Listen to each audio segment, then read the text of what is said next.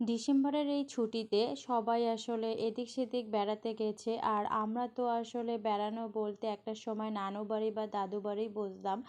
তো যাই হোক, আমার ছেলেও সে ব্যতিক্রম নয়। তো তাকেও আমি এই শীতের ছুটিতে সে প্রায় বেশ কয়েকদিন পরীক্ষা দিয়েছে এবং নানান কাজ করেছে। তাই তাকে একটু রিফ্রেশমেন্টের জন্য তাকে তার নানু বাড়ি নিয়ে গিয়েছিলাম।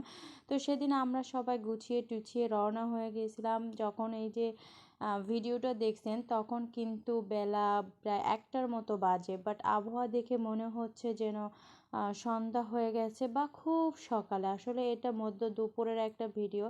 তো আমাদের উদ্দেশ্য ছিল পটুয়াখালী পর্যন্ত। তাই লোকাল বাসের ভিতরে একটু আপনাদের যাওয়ার টাইমের কিছু ক্লিপস নিচ্ছিলাম যে আর বাসে উঠবো আর একটু ভিডিও করব না, তা কি হয় বলেন? তো বাচ্চারা আসলে বাসায় বসে খুবই বোরিং হয়ে যাচ্ছিল। তাই তাদের একটু রিফ্রেশমেন্ট করার জন্য বাড়িতে নিয়ে যাচ্ছিলাম। এই যে রাস্তাটা দেখছেন, এটা আমাদের বাড়ির রাস্তা আর কি। এখানে যাচ্ছিলাম দুজন, ওপারে তার নানু অপেক্ষা করছে। আর মায়ের কাছে যাব আর মা পিঠা বানাবে না তা কি হয়?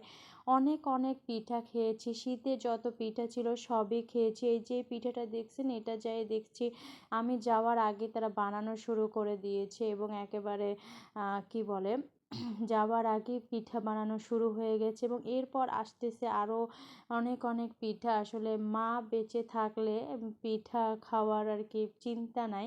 সেজন্যই বলে যে মেয়েদের মা পদে পদে দরকার। আমার ছেলে আর কি তার নানুর কাছে বলে দিয়েছিল যে সে ভাপা পিঠা খাবে। আদৌ সে জানে না যে আসলে ভাপা পিঠা কি বা কি, আসলে ও অতটা পরিচিত না।